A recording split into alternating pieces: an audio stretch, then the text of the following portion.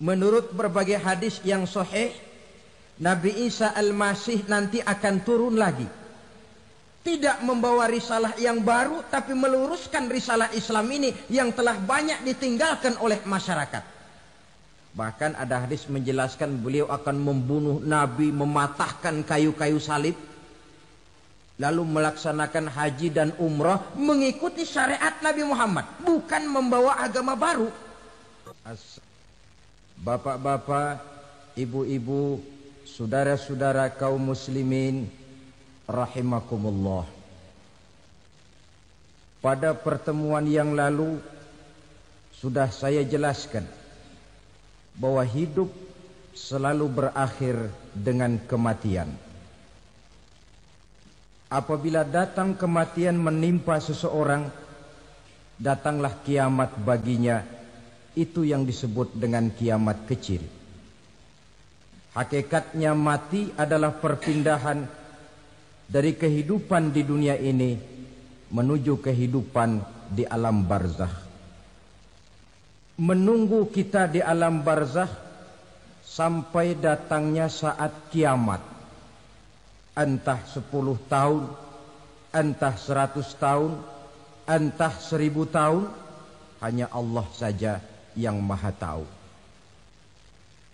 Adapun orang-orang beriman yang melakukan amal kebajikan dalam kehidupan di dunia ini, masa penantian yang lama di alam barzakh buat mereka sebentar saja.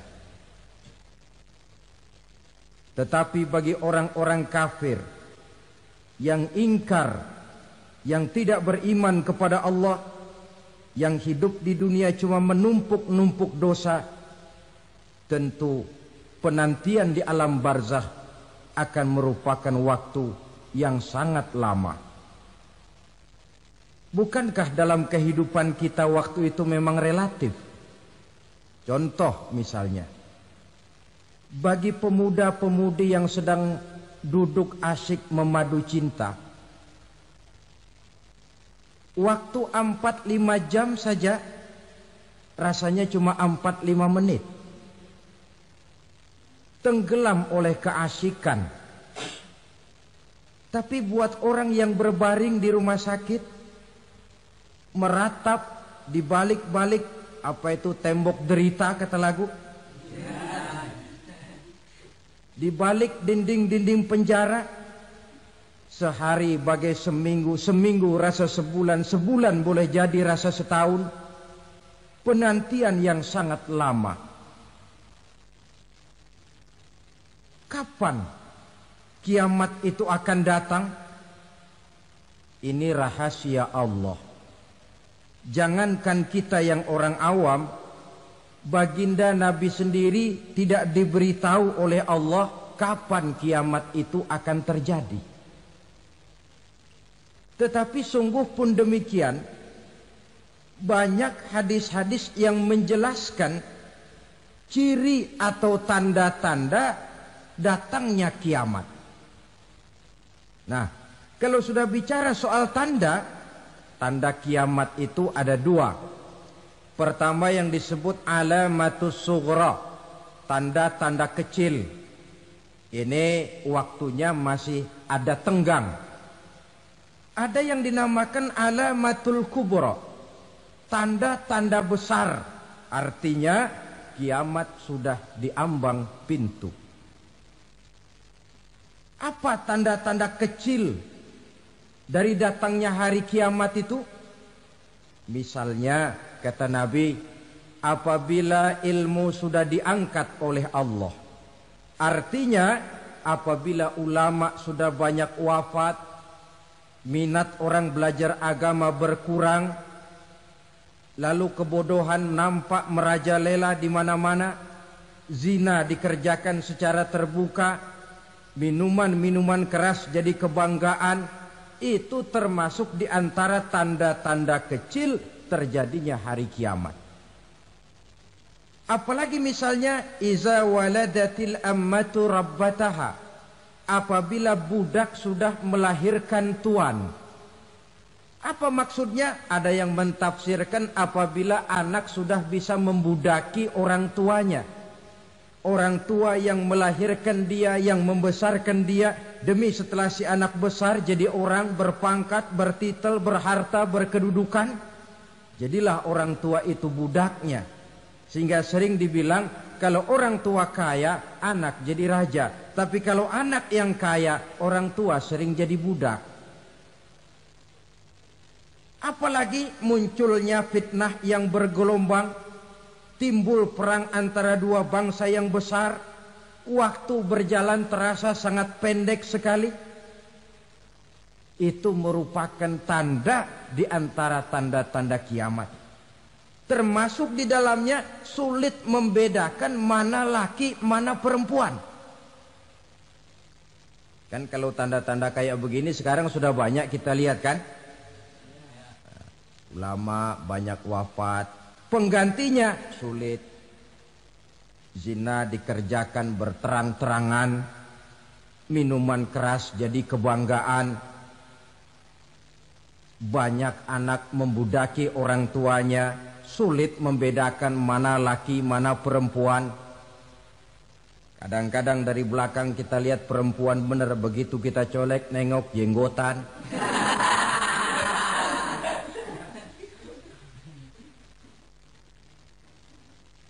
Ini termasuk tanda-tanda kecil.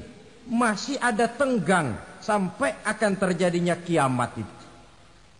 Nah, yang dimaksud dengan tanda-tanda besar, ini tanda besar artinya kiamat sudah di ambang pintu. Pertama, matahari terbit dari sebelah barat. Apabila matahari sudah terbit dari arah sebelah barat, tertutuplah sudah pintu taubat. Bersabda Nabi kita, la taqumus sa'atu hatta tatlu'a syamsu min maghribiha. Tidak akan datang hari kiamat sampai matahari terbit dari arah sebelah barat. Fa iza tala'at, manakala matahari telah terbit dari arah sebelah barat, wara'ahan nasu, manusia banyak menyaksikan itu, amanu ajma'un, mereka pun lalu beriman. Yang tadinya kafir, yang tadinya ingkar, yang tadinya membangkang, setelah melihat matahari terbit dari sebelah barat, buru-buru beriman, berlomba-lomba mengucap dua kalimat syahadat. Tapi apa yang terjadi? Kata Nabi, wadzalika hina la yanfa'u nafsan imanuha lam takun amanat min qabl. Hari itu adalah hari yang iman sudah tidak berguna lagi bagi seseorang apabila sebelumnya memang dia tidak pernah beriman. Au kasabat fi imaniha khaira, atau beriman tetapi tidak pernah melakukan kebajikan di dalam keimanannya itu. Hari yang sudah kasib, hari yang sudah terlambat, beriman tidak akan ada gunanya lagi. Ini pelajaran buat kita. Sebelum sang surya terbit dari sebelah barat, sebelum nafas sampai di tenggorokan, artinya pintu taubat masih terbuka. Kalau dua hal itu sudah terwujud, nafas sudah sampai di kerongkongan, atau matahari sudah terbit dari arah sebelah barat, tertutuplah sudah pintu taubat. Tak ada lagi gunanya pangkat, jabatan, harta, bahkan beriman pun dalam suasana macam itu. Too late, kata orang Kulon. Sudah terlambat. Matahari terbit dari arah sebelah barat. Itu tanda besar, artinya kiamat sudah di ambang pintu. Lalu apalagi tanda besar?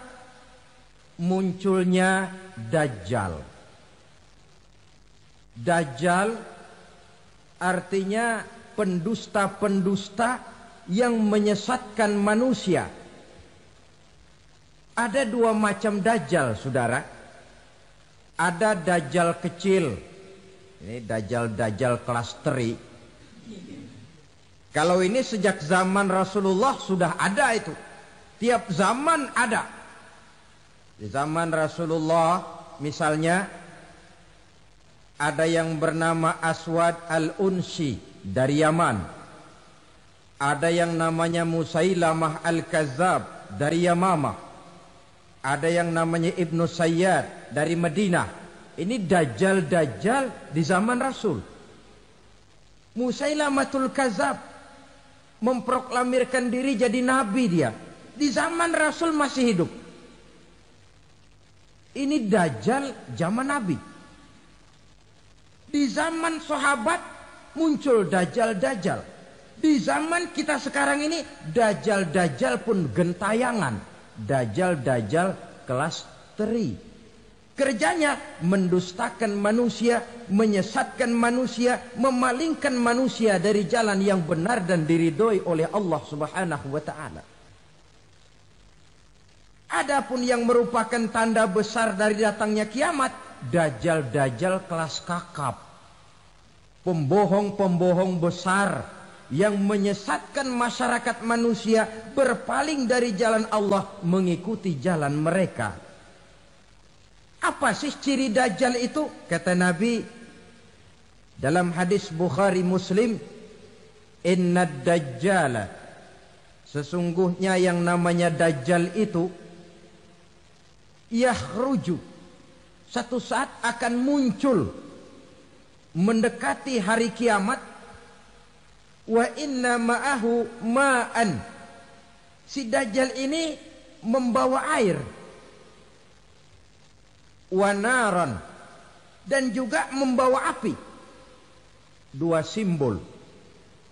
Di tangan yang satu dia bawa air, di tangan yang satu dia bawa api. Wa ammal ladzi yarahu an-nasu ma'an fanarun. Adapun yang orang banyak lihat air, hakikatnya adalah api. Yang dilihat api, hakikatnya adalah air. Oleh sebab itu, kalau api yang ditawarkan, ambillah air. Kalau air yang ditawarkan, pilihlah api. Maksudnya apa ini? Ini bahasa simbol, saudara-saudara. Dajjal bicaranya seolah-olah untuk kepentingan manusia. Menawarkan surga. Surga yang dia tawarkan hakikatnya neraka. Hai manusia, kalau kau mau bahagia, jangan dekat-dekat dengan agama. Solat itu tidak efektif dan efisien, tidak produktif dari segi ekonomi itu. Menghadiri majelis taklim cuma buang-buang waktu. Tahajud, tasbih, tahlil, baca Quran, apa itu? Pekerjaan mubazir saja. Hidup ini cuma sekali, masa yang cuma sekali, manfaatkan dengan sebaik-baiknya. Mumpung, dibawanya sifat mumpung tetapi dalam pengertian yang sangat negatif. Bicaranya seolah-olah untuk kepentingan manusia, tetapi sebenarnya menjerumuskan manusia. Menawarkan air, tapi sebenarnya api. Menawarkan api, tapi hakikatnya air. Buat apa kamu sholat? Buat apa kamu bayar zakat? Buat apa kamu puasa? Surga yang dicanangkan Dajjal, hakikatnya neraka. Neraka yang digambarkan Dajjal, pada dasarnya adalah surga. Jadi memutarbalikkan fakta itu kerjaan Dajjal. Yang hak jadi batil, yang batil dibilang hak, yang benar jadi salah, yang salah malah jadi benar. Tuntunan disuruh jadi tontonan, tontonan malah menjadi tuntunan. Itu pekerjaan Dajjal profesinya. Zamannya Nabi Adam, Dajjalnya kan iblis. Betul? Betul. Apa sih gang kerayuan iblis itu? Allah setelah menciptakan Nabi Adam kan bilang, Adam, kau dan istrimu Hawa tinggal di surga ini. Seluruh fasilitas yang ada di surga persilahkan kau nikmati. Satu yang tidak boleh, jangan coba-coba dekati pohon khuldi. Dekat saja jangan, apalagi sampai memetiknya. Datang Dajjal yang namanya iblis ini. Adam, kamu tahu nggak kenapa tidak boleh makan buah khuldi? Ya nggak tahu, pokoknya saya dilarang. Bodoh kamu Dam. Khuldun artinya kekal. Kalau kamu makan itu buah, kau akan kekal di surga buat selamanya. Allah tidak kepengen, maka dilarang kamu makan buah khuldi. Kalau kau ingin kekal di surga Adam, makan saja. Saya bicara begini ini untuk kepentingan kamu Adam. Ini kan ciri-ciri Dajjal. Bicaranya sih seolah-olah untuk kepentingan Nabi Adam. Hakikat sebenarnya menjerumuskan Nabi Adam supaya ingkar dan melanggar larangan dari Allah Subhanahu wa ta'ala. Jadi setelah muncul Dajjal, timbul kekacauan-kekacauan di masyarakat. Banyak yang terpengaruh, terpedaya dan terpesona. Termasuk mereka yang memproklamirkan diri jadi nabi. Mereka yang memproklamirkan diri jadi rasul di zaman sesudah Rasulullah wafat. Itu adalah Dajjal. Maka saya ingatkan, kalau di zaman kita sekarang ini ada orang ngaku jadi nabi, ada orang ngaku jadi rasul, biar bahasa Arabnya kental, Quran hafal, hadis ribuan hadis hafal, biar pakai serban sampai menyengser ke tanah, bahasa Arabnya fasih, tapi dia mengaku jadi nabi, jadi rasul. Kita umat Islam wajib tidak percaya. Wajib untuk tidak percaya.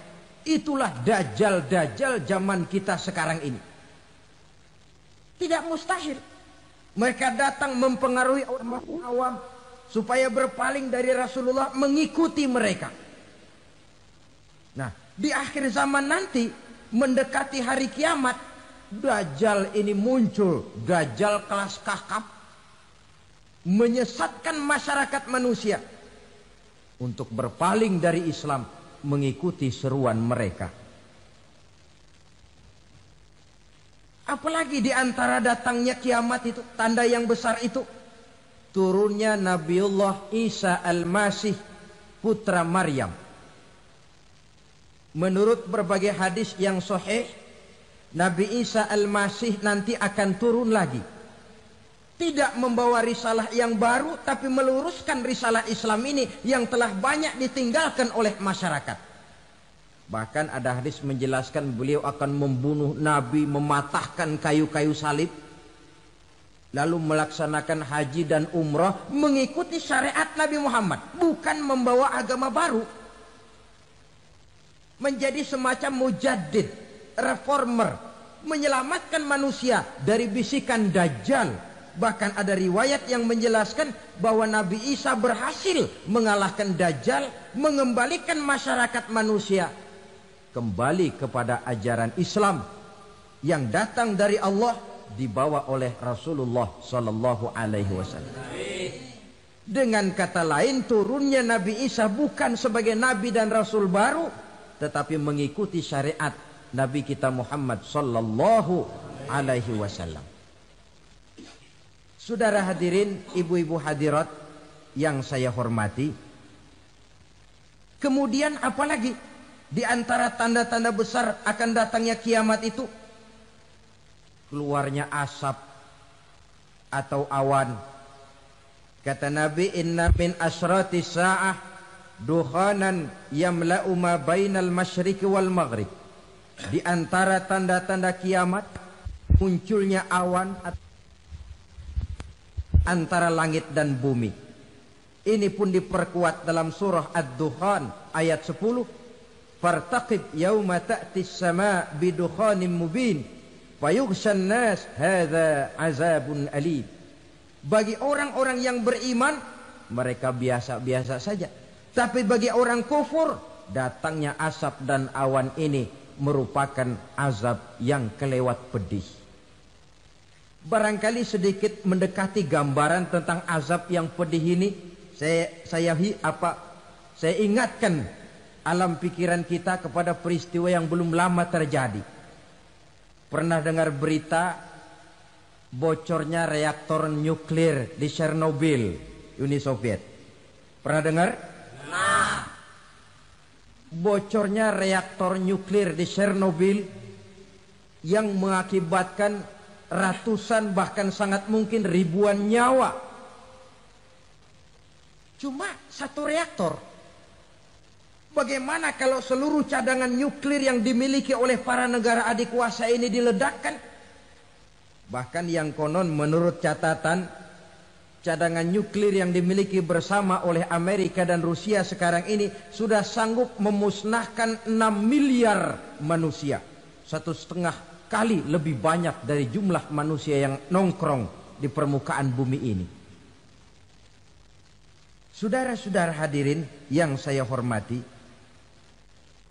lalu saat mendekati hari kiamat, apalagi tandanya? Setelah Nabi Isa wafat, pada saat turunnya yang kedua kali, lalu Allah meniupkan angin sejuk. Semua orang-orang beriman, orang-orang baik wafat, sehingga penghuni bumi ini cuma tinggal lagi terdiri dari orang-orang kafir.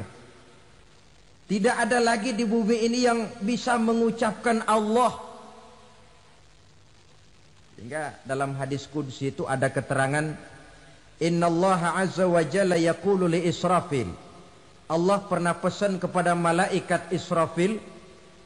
Kata Allah, Israfil, Iza sami'ta qailan yaqul Allah, Allah, fa akhirin nafakh 40 sanatan ikraman liqailiha.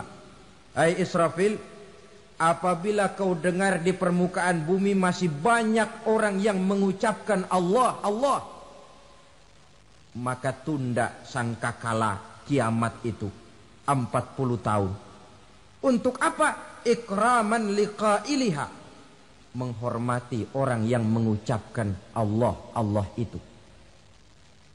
Wah, jadi karena sekarang masih banyak yang mengucapkan Allah, besar hatilah kita, masih jauh kiamat itu.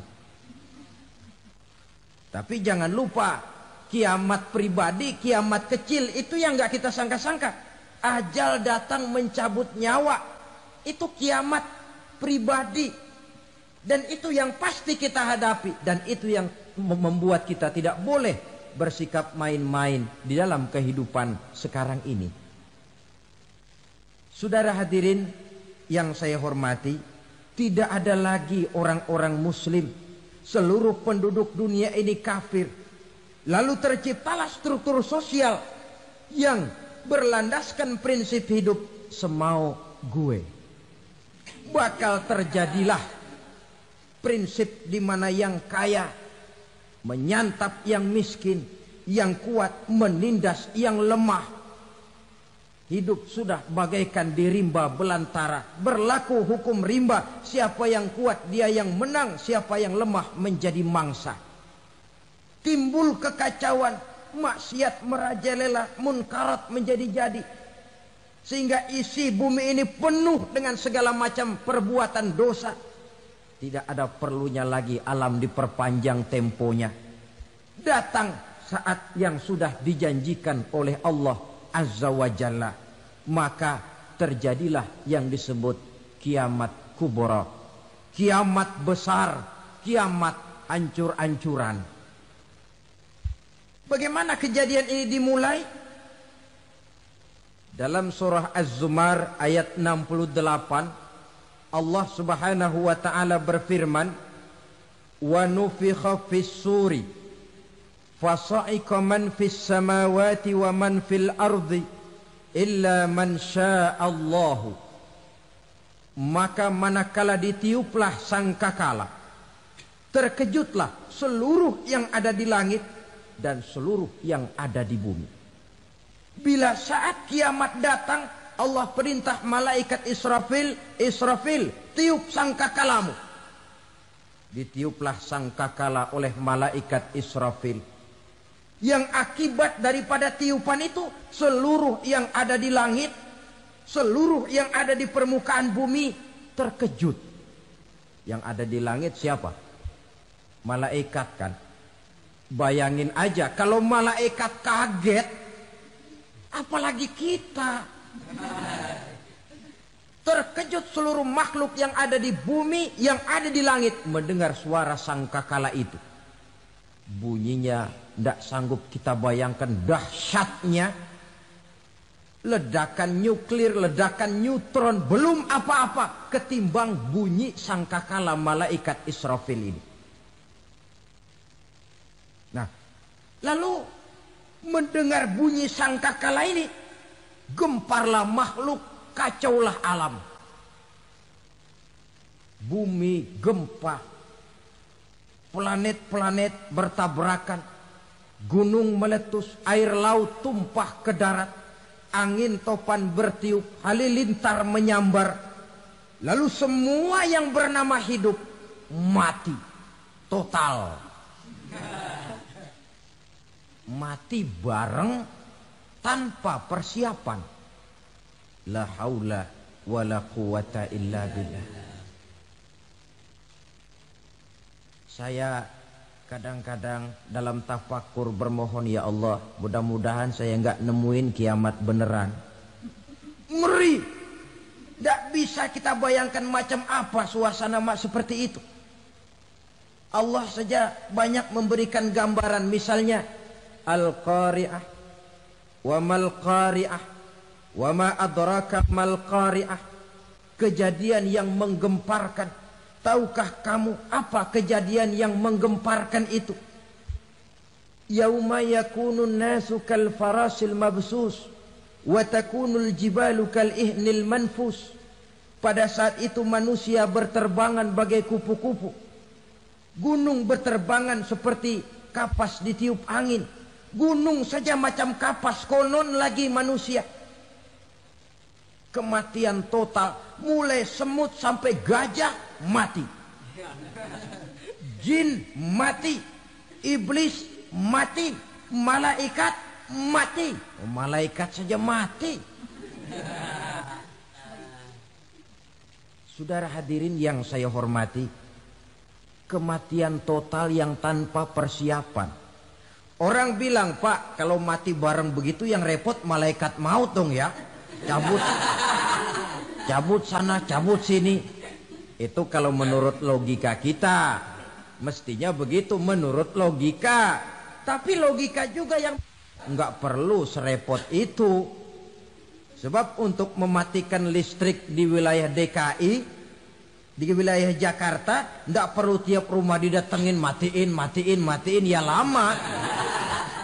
Cukup dari kantor pusatnya saja PLN tekan satu tombol, gelaplah seluruh Jakarta.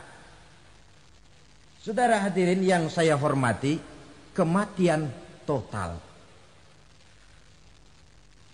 Lalu setelah kematian total, planet-planet juga mati, dalam arti tidak bergerak dan beredar. Angin mati, dalam arti tidak bertiup. Air mati, dalam arti tidak ada riak gelombang. Pokoknya semua mati. Kullu nafsin za'iqatul maut. Semua yang bernafas mati. Dalam ayat lain, kullu man 'alaiha fan. Semua yang ada di permukaan bumi fana. Yang kekal cuma Allah Subhanahu wa ta'ala. Yang paling belakang mati, malaikat maut dan malaikat Israfil. Tapi mati juga sesuai dengan janji Allah. 40 lamanya.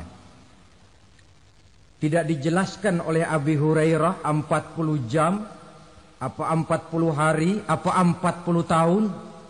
Hadis-hadis cuma menyebutkan 40 saja. Sunyi alam. Yang tinggal cuma Allah saja lagi. Ketika itu Allah berseru-seru, katanya, limanil mulkul yauma. Siapa para penguasa hari ini? Mana itu raja-raja dan penguasa yang dulu mengaku jadi Tuhan? Fir'aun. Mana Fir'aun sekarang? Yang dulu jadi raja, merasa berhasil, sombong, lalu tidak mau turun-turun dari kekuasaannya, sampai kepada puncak kekurang ajarannya mengangkat diri jadi Tuhan. Mana itu Fir'aun? Namrus. Mana sekarang Namrus? La ilaha illa ana. Ternyata tidak ada Tuhan lain selain daripada aku, kata Allah. Proses kemudian, saudara-saudara, turunlah hujan dari langit. 40 lamanya hujan itu. Tidak jelas juga 40 jam apa 40 hari. Setelah air turun membasahi, datanglah tiupan sangkakala yang kedua. Semua yang bernama mati bangkit dari kuburnya masing-masing. Ini yang disebut Yaumul Ba'thi, hari kebangkitan. Allahu Akbar. Pada saat kita bangkit dari kubur kita masing-masing, kumpul di padang mahsyar namanya. Bayangin aja, saya sendiri nggak sanggup bayangin. Manusia sejak zaman Adam sampai zaman kiamat kumpul bareng di tempat sama. Berapa banyaknya itu?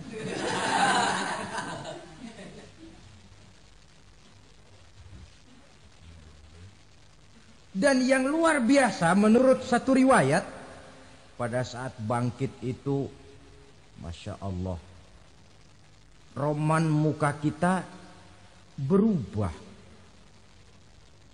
Disesuaikan dengan amalan kita waktu di dunia ini.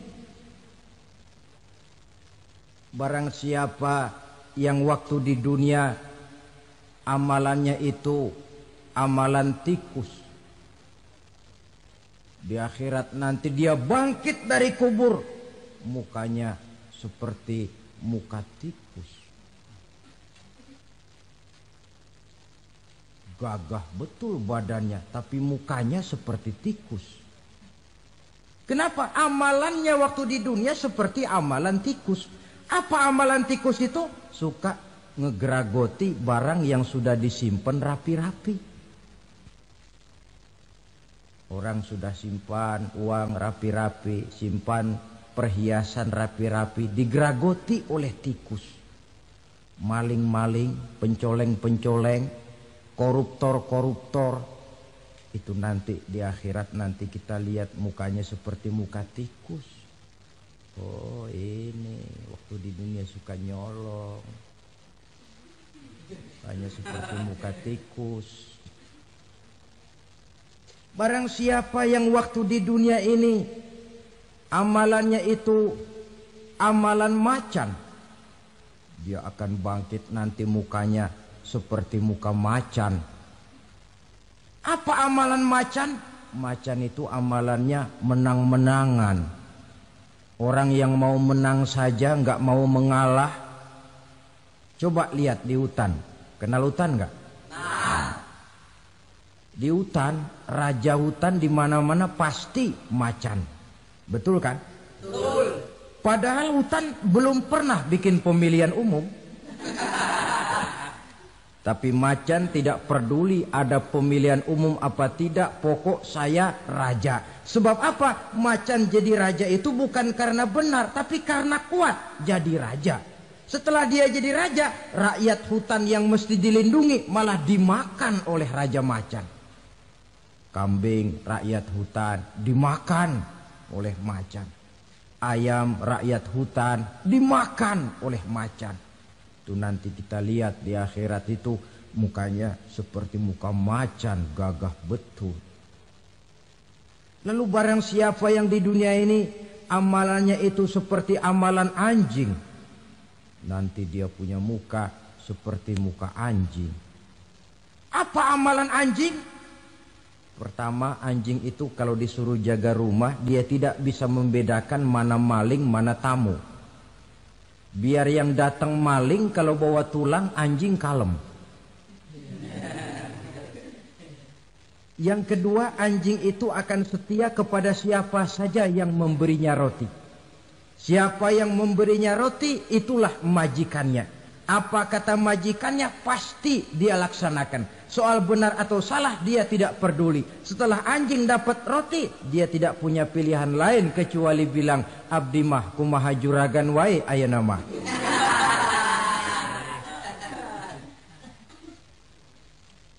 Saudara hadirin yang saya hormati, berkumpul di padang mahsyar, tiap orang sibuk dengan persoalannya masing-masing. Matahari waktu itu didekatkan oleh Allah. Panas luar biasa. Ada yang saking panasnya itu mencucurkan peluh keringat sampai sebatas mata kakinya. Ada yang keringatnya sampai sedengkulnya. Ada yang keringatnya sampai sepusatnya.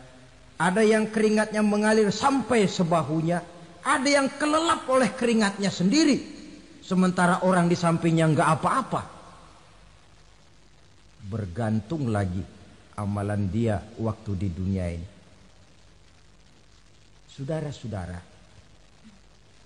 sebagian orang dalam kepanikan padang mahsyar berombong-rombong datang mereka menghadap Nabi Adam. Ya Adam, anta abal bashar. Hai Adam, Tuhan adalah bapak moyang manusia. Kami sebentar lagi akan disidang, dimintakan pertanggungan jawab. Tolonglah kami, hai Adam.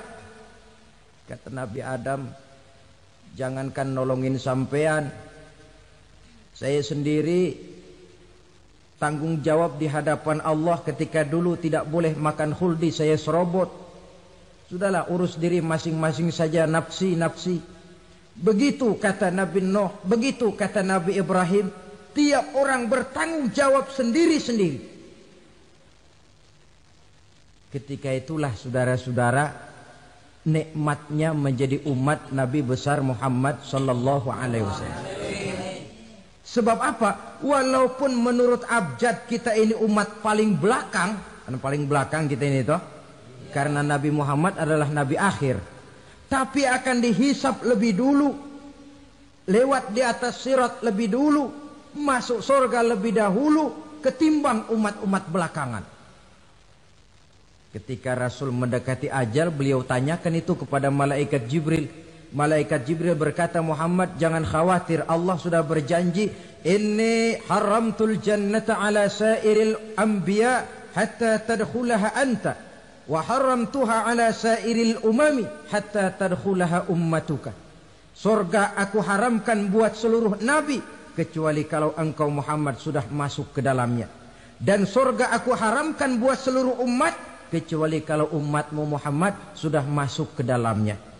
Logikanya, walaupun menurut abjad kita umat paling belakang, bakal dihisap paling dulu, lewat di atas sirat paling dulu, masuk surga paling dulu, kalau mampir ke neraka juga paling dulu. Ya resiko. Jangan mau enaknya aja paling dulu. Saudara hadirin yang saya hormati, setelah masa kebangkitan itu jangan dikira begitu bangkit langsung diperiksa. Masih menunggu menanti ribuan tahun perhitungan padang mahsyar untuk sampai kepada proses yang disebut yaumul hisab, hari perhitungan. Seorang demi seorang bakal dipanggil. Bayangkan saja, kita se-RT saja di absen, kadang-kadang perlu waktu lama. Ini manusia sejak zaman Nabi Adam sampai datang hari kiamat, satu demi satu disidang di hadapan Qadhi Rabbul Jalil. Status sosial copot sudah waktu itu. Yang pernah jadi hartawan di situ tidak lagi kelihatan kehartawanannya. Yang pernah jadi jenderal tidak lagi dipanggil jenderalnya. Yang ustadz tidak lagi dipanggil al-mukarramnya. Seluruh status sosial selesai. Dipanggillah kita seorang demi seorang menghadap Qadhi Rabbul Jalil. Bagaimana proses penghisaban itu? Pertama, proses tanya jawab. Di antaranya ada hadis menyatakan, lan tazula qadama 'abdin yaumal qiyamah hatta yus'ala an arba'i khisalin. Besok di hari kiamat tidak akan bergeser telapak kaki seorang hamba sampai dia ditanya lebih dulu tentang 4 persoalan. Tentang ilmunya. Kemana ilmu itu diamalkan? Tentang umurnya. Di mana umur itu dihabiskan? Tentang masa mudanya. Kemana masa muda itu dipakai? tentang hartanya, dari mana harta itu didapat dan kemana harta itu dibelanjakan. Ini termasuk proses tanya jawab. Jadi kalau istilah pengadilan dunia, nama Fulan bin Fulan. Kamu waktu di dunia diberikan umur panjang untuk apa? Pernah mengalami masa muda, kemana kau habiskan masa remajamu? Kau diamanahkan ilmu, dengan apa ilmumu kau amalkan? Kau diberikan harta, dari mana harta kau dapat, kemana kau belanjakan? Tak seorang pun yang bisa mungkir. Sebab apa? Dikala itu yang menjadi saksi bukan orang. Yang menjadi saksi adalah seluruh anggota badan kita. Tangan bicara, kaki jadi saksi terhadap seluruh amalan yang pernah kita kerjakan pada saat kehidupan di alam dunia ini. Selesai proses tanya jawab, lalu diperlihatkan buku catatan kita waktu hidup di dunia ini. Jangan lupa Allah itu menyiapkan 2 superkomputer kepada kita. Sebelah ditempelin sebelah kanan, yang sebelah tempelin di sebelah kiri. Komputer itu namanya Raqib dan Atid. 2 malaikat yang apabila baik kita lakukan, refleks saja akan menulis kebajikan kita. Jahat kita kerjakan akan tertulis. Catatan itu nanti diperlihatkan kepada kita. Waduh, alangkah malunya pada saat diperlihatkan catatan kita, buku rapot kita merah melulu. Barangkali diperiksa sambil diomelin, brengsek lo. Buku merah melulu begini, bagaimana waktu hidup di dunia? Tidak cukup diperlihatkan buku catatan kehidupan, rekaman kehidupan. Rekaman kehidupan kita secara utuh sejak terlahir sampai ajal datang merenggut nyawa. Barangkali mirip dengan video sekarang ini, di mana terekam dengan baik seluruh kegiatan kita sejak yang sekecil-kecilnya sampai kepada yang sebesar-besarnya. Untuk kemudian kita pun menerima balasan. In khairan fa khairun wa in syarran fa syarrun. Kalau baik ya baik balasannya, kalau jahat ya jahat juga balasannya. Catatan-catatan kita diberikan. Kalau banyak kebajikannya diberikan di tangan kanan dengan cara yang halus. Kalau banyak kejahatannya diberikan dari sebelah kiri atau dilempar dari belakang. Itulah sebabnya sejak di dunia ini kita sudah mohon kepada Allah. Ketika berwudu membasuh tangan kanan, apa kita bilang? Allahumma a'tini kitabi biyamini wa hasibni hisaban yasira. Ya Allah, berikan saya kitab di tangan kanan, dan kalau saya memang perlu dihisap, hisaplah saya yang seringan-ringannya. Tangan kiri berlindung kita kepada Allah. Jangan sampai diberikan kitab di tangan kiri atau dari arah sebelah belakang. Wa a'udzubika an tu'tiya kitabi bishimali aw min wara'i zuhri, dari arah sebelah belakang. Na'udzubillah min dzalik. Setelah selesai lewat proses penghisaban, lewat mizan, timbangan, maka yang sudah selesai dihisab itu bergeraklah menuju sirat, jembatan yang terbentang menuju surga melalui neraka. Saudara-saudara, panjangnya perjalanan sirat itu memakan waktu ratusan tahun. Tetapi orang yang lewat di atas sirat pun macam-macam, bergantung amalannya ketika di dunia ini. Ada yang lewat di atas sirat itu kalbarkil khatib, seperti kilat yang menyambar, lep, sudah sampai dia di surga. Cepat bukan main. Ada yang lewat di atas sirat itu seperti orang lari-lari. Ada yang lewat di atas sirat itu seperti orang jalan biasa. Ada yang sambil merangkak, ada yang sambil ngesor, ada yang sambil gelayutan, ada yang selamat sampai ke ujung ke surga, ada yang tergelincir jatuh masuk ke dalam neraka, bergantung amalannya dalam kehidupan di dunia sekarang ini. Tiap kita akan melewati yang namanya sirat ini. Saudara-saudara kaum muslimin yang saya hormati, dengan demikian mereka yang selamat melalui sirat sampai ke terminal akhir surga, mereka yang ketika dihisab ternyata banyak kejahatannya daripada kebaikannya, mereka singgah di dalam neraka.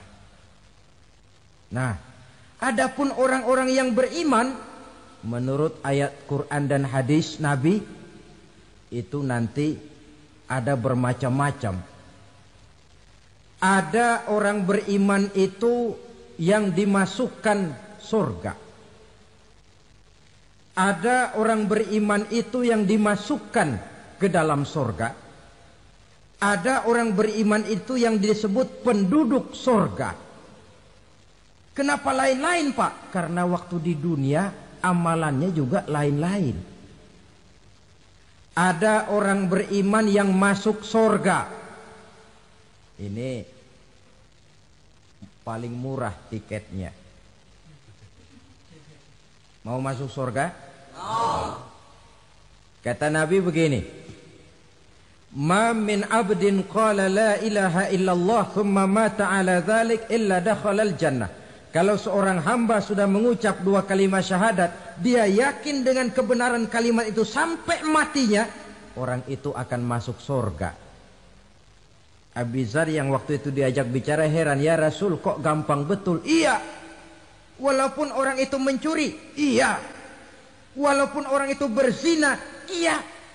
Biar dia mencuri, biar dia berzina, kalau dia sudah mengucap dua kalimat syahadat, dia yakin dengan kebenaran kalimat itu sampai matinya, itu orang akan masuk surga. Jadi masuk surga cukup dua kalimat syahadat, yakin sampai mati, masuk surga. Itu perkara masuk. Tapi kalau pertanyaannya diterusin, masuknya kapan, Pak? Nah, ini lain lagi urusannya. Sebab ada yang masuknya itu langsung, ada yang mampir dulu. Di sana tempat cuma dua, kalau tidak surga, neraka. Mau ke surga tapi mampir dulu, yang mampirnya jelas di neraka. Kenapa? Dalam hadis qudsi ada riwayat, nanti itu di akhirat, setelah Allah selesai mengatur penduduk surga masuk surga, yang neraka masuk neraka, Allah berkata kepada malaikat Malik, malaikat Malik, labaik ya Allah, itu bajingan-bajingan tengik, manusia-manusia durjana yang waktu di dunia tidak mau sujud, jauh dari ulama, gemar melakukan yang munkarat dan maksiat, hidup di tengah masyarakat selalu jadi bibit keonaran, kufur, sudah masuk neraka semua. Sudah ya Allah. Nah, kalau sudah, coba sekarang kamu masuk, Malik. Saya, iya, masuk neraka. Mau apa ya Allah? Kata Allah, akhriju minan nar man kana fi qalbihi misqala habbatin min khardalin min iman. Kau masuk neraka, cari di dalam neraka orang-orang yang ada imannya walaupun kecil sebesar biji zarah, angkat mereka keluar. Masuk malaikat Malik ke neraka, cari orang yang ada imannya, korek-korek. Ya repot, udah pada gosong. Yang ada imannya diangkat ke atas, yang ada imannya diangkat ke atas, lalu dimandikan di Nahrul Hayat, namanya sungai kehidupan di akhirat nanti. Cakep lagi rupanya, bersih lagi wajahnya, apel di hadapan Allah. Kata Allah, bagaimana mas? Kapok nggak sampean? Kapok ya Allah. Nah, kalau kapok, idhab fadkhulil jannah, pergi masuk surga sana. Berangkat mereka ke surga. ketemu sama teman-temannya yang udah sampai lebih dulu, yang nggak pakai mampir lagi. Terjadi dialog. Kata teman-temannya yang udah pada nyampe duluan, Mas, iya, emang baru sampai? Saya baru sampai. Memang mampir di mana dulu, Mas? Kita sudah lama sampai di surga. Saudara buka surah Al-Muddatsir ayat 34-35. Ma salakakum fis saqar? Kenapa kamu mampir di neraka Saqar? Qalu lam naku minal musallin. Mereka menjawab, kami mampir di neraka Saqar, Mas, gara-gara dulunya kami waktu di dunia ndak pernah sholat. Ndak pernah sholat? Ndak pernah. Kan rumahnya dekat masjid. Cuma dekat doang, Mas. Sholat mah enggak saya. Nggak pernah ngasih makan fakir miskin, nggak pernah hadir di majelis taklim, pendeknya nggak pernah melakukan kebajikan, maka saya pun mampir di neraka Saqar. Untung betul saya punya iman, Mas, sedikit. Waktu hidup di dunia dulu saya pernah mengucap 2 kalimat syahadat, sekali-kalinya waktu mau kawin. Masya Allah. Untung saja kawin, kalau nggak kawin polos.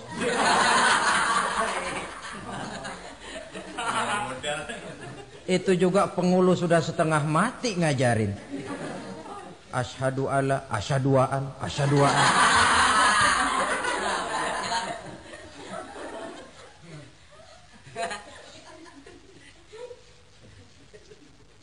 Ini namanya masuk surga, ada mampir dulu.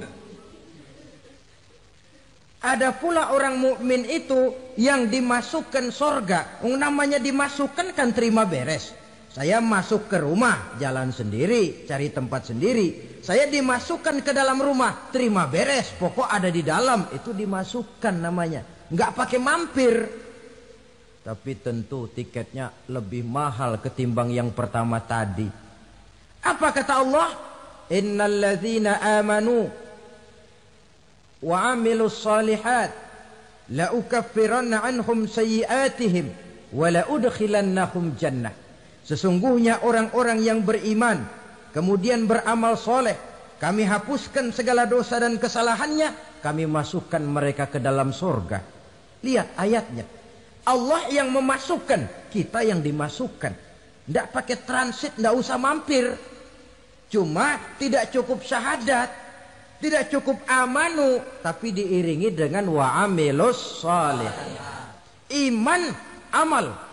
Tidak cukup syahadat, lalu dibuktikan dia sholat, dia zakat, puasa, lalu dia melakukan berbagai macam kebajikan. Ini yang menyebabkan dia tidak pakai mampir di tempat yang bernama Saqar. Lalu ada pula orang mukmin itu yang disebut penduduk surga. Wah, ini sudah VIP ini. Ashabul jannah, penduduk surga. Siapa mereka? Kata Allah, innal ladzina amanu summa istaqamu fala khaufun 'alaihim wala hum yahzanun ulaika ashabul jannah hum fiha khalidun. Sesungguhnya orang-orang yang beriman lalu istiqamah, tetap dalam melaksanakan perintah Allah, tidak goyah, tidak labil tapi stabil, istiqamah, mereka tidak takut dan tidak bersedih hati. Merekalah penduduk surga. Iman, istiqamah. Tidak punya duit, sembahyang. Banyak duit, sembahyang. Miskin, sembahyang. Kaya, tetap sembahyang. Istiqamah. Kadang orang kalau susah rajin ke masjid, banyak duitnya ngelihat masjid melengos. Waktu miskin hamba Allah, setelah kaya jadi hamba harta. Bergeser, tidak ada nilai istiqomahnya. Saudara-saudara, dengan begitu penduduk neraka itu dua. Ada penduduk permanen, ada penduduk yang semi permanen. Yang semi permanen orang-orang beriman yang mempunyai dosa besar. Mereka masuk ke neraka untuk menerima azab sesuai dengan dosanya. Bila selesai masa azab itu, mereka akan diangkat untuk ditempatkan kembali ke dalam surganya Allah Subhanahu wa ta'ala. Nah, dikala itulah saudara-saudara, ada yang disebut syafaat dari Rasulullah Sallallahu Alaihi Wasallam. Tapi tentu jangan lupa, syafaat ini ibarat kain menambal dia. Kita punya kain bolong-bolong sedikit, syafaat yang menambal. Salat kita ada kurang dikit, sedekah kita ada campur riak dikit, amalan kita ada tidak karena Allah dikit, kita berharap syafaat. Jadi biarlah kain masih bolong-bolong, yang penting punya kain. Tapi kalau kainnya tidak ada, yang ditambal apanya? Salat tidak, puasa tidak, zakat tidak, berharap syafaat saja. Ya, terlalu berlebihan itu. Saudara hadirin yang saya hormati, apabila selesai proses penghisaban, proses penghitungan, maka dikala itulah manusia terbagi dalam dua kelompok besar. Fariqun fil jannah wa fariqun fis sa'ir. Sekelompok orang-orang beruntung yang masuk ke dalam surga, dan sekelompok lagi masuk ke dalam neraka. Akan memakan waktu untuk menceritakan sifat surga dan neraka, tapi insya Allah pada kesempatan pertemuan lain saya sampaikan. Namun sebagai gambaran umum cukuplah saya sampaikan sebuah hadis qudsi. Allah jelaskan, a'dadtu li'ibadiyas salihin ma la 'ainun ra'at wa la uzunun sami'at wa la khatara fi qalbil bashar. Aku sediakan buat hamba-hambaku yang soleh, yang tidak pernah terlihat oleh mata, tidak pernah terdengar oleh telinga, dan belum pernah terdetik dalam hati manusia. Jadi kenikmatan surga belum pernah dilihat mata, belum pernah didengar telinga, belum pernah terdetik dalam hati. Pedihnya azab neraka belum pernah terlihat mata, belum pernah terdengar telinga, belum pernah terdetik dalam hati. Saudara hadirin yang saya hormati, oleh karena itu sebagai uraian akhir daripada kiamat ini, marilah sama-sama kita memanfaatkan hidup dengan sebaik-baiknya, supaya jangan timbul penyesalan di hari kemudian nanti. Mudah-mudahan kita seluruhnya diselamatkan Allah dari azab neraka dan mendapat surga dan ridhonya. Sekian.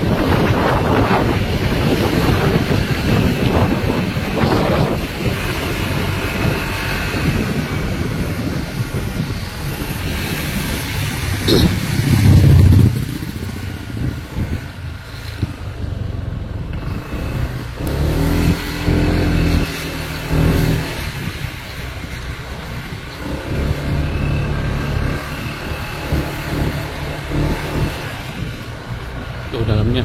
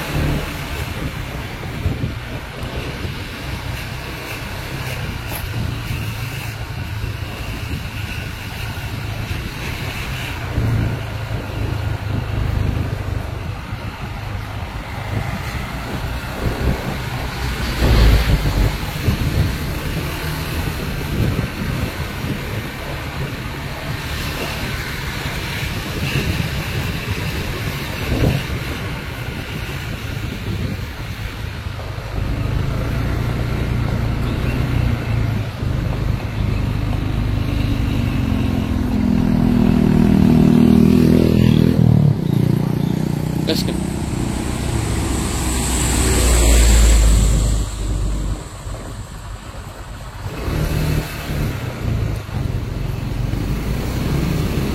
Kiri aja.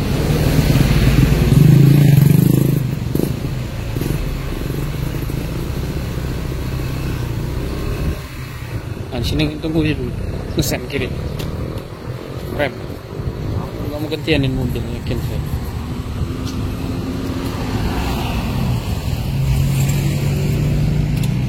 Gas aja.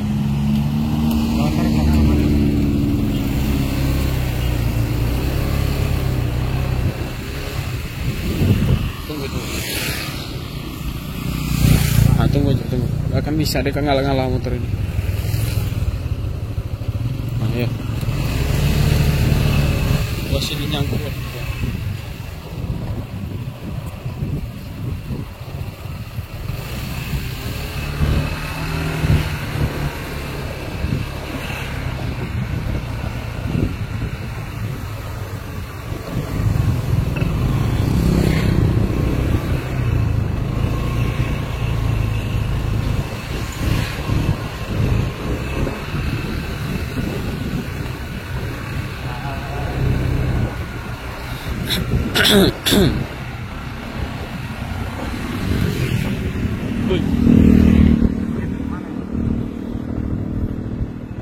Waduh, ya nggak apa-apa. Nah, lurus saja, pelan-pelan.